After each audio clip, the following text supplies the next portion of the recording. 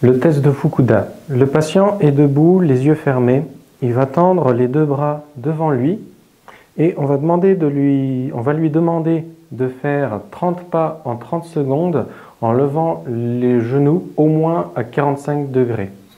Vas-y, donc tu fais 30 pas en 30 secondes. Le but de ce test est d'observer déjà la stabilité du patient, s'il n'a pas tendance à vriller ou à osciller, et de voir s'il n'y a pas de déviation latérale. Tu peux arrêter, ce qui n'est pas le cas ici. Le wrist slapping test. Dans ce test, on va demander au patient de tendre les bras, les yeux fermés, et le but du jeu étant d'aller stimuler l'une des mains en tapotant dessus. Comme vous le voyez ici dans le cas sain, la main revient à la normale sans excès quelconque. Dans le cas cérébelleux, si on tapait au niveau de la main, elle aurait tendance déjà à s'abaisser davantage et du fait du manque de coordination, elle aurait tendance à remonter avant de se remettre à la normale. On aurait un espèce de tremblement comme ceci au niveau de la main. L'épreuve doigt-nez. Dans l'épreuve doigt-nez, on va demander au patient d'aller chercher du bout de son doigt son propre nez.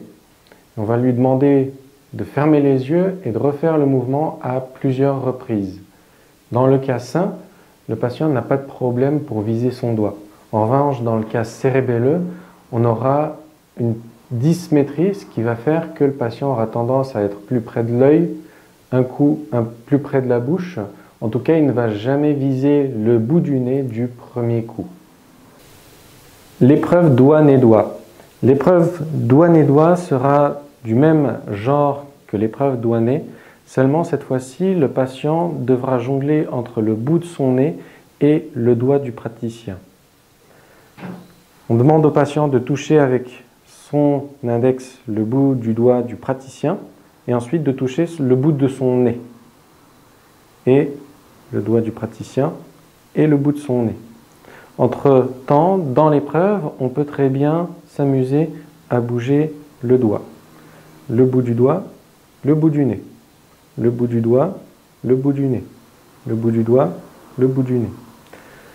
Dans cette épreuve, on va aussi observer comment fait son mouvement le patient et s'il arrive à toucher le bout du doigt et le bout de son nez du premier coup sans aucune hésitation.